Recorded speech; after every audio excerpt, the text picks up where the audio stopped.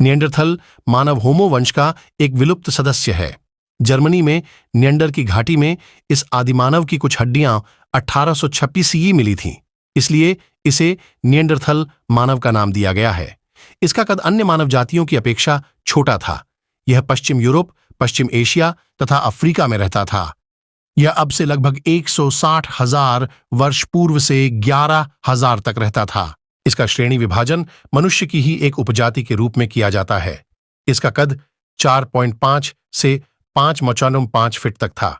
2007 में किए गए अध्ययनों से यह पता चलता है कि इनके बालों का रंग लाल तथा त्वचा पीली थी। निएंडरथल मानव का कंकाल लिस्बन विश्वविद्यालय के प्रोफेसर जोआओ जिल्हो ने कहा कि निएंडरथल में स्पेन में गुफाओं के आधार पर प्रतीकों का उपयोग करने और अमूर्त रूप से सोचने की क्षमता थी। फ्रांस के ला फेरासी में 1909 के अंदर एक 5000 साल पुरानी खोपड़ी मिली है, जिसके बारे में यह दावा किया जा रहा है कि वह निएंडरथल मानव की है।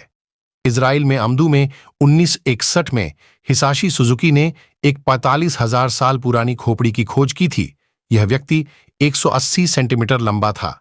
एक 45,000 साल पुरानी skull cap 1856 Feldhofer grotto, Neander valley, Germany में खोजी गई।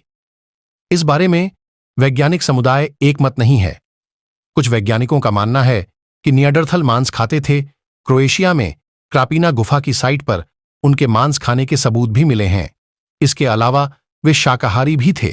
कुछ समय पहले यह माना जाता था कि निएंडरथल केवल घूमकेतु थे, लेकिन सन 1984 के अंदर यूक्रेन के अंदर हड्डियों से मिले एक घर ने यह साबित कर दिया कि निएंडरथल मानव घर बनाकर भी रहते थे। इस घर के अंदर 25 चूल्हे बने हुए हैं। यह घर मैमथ की हड्डियों से बनाए गए थे ताकि वे ठंड से बच सकें। निएंडरथल मानव क्यों विलुप्त हो गए, यह अभी भी एक रहस्य बना हुआ है। इसके पीछे वैज्ञानिक कई कारणों के बारे में बताते हैं। ज्वालामुखी की वजह से, अपनी बड़ी आंखों की वजह से, भोजन की कमी की वजह से। बहुचर्चित किताब सेपियंस किताब के अनुसार हमारी प्रजाति होमो सेपियंस भी निएंडरथल्स की विलुप्ति का एक कारण है।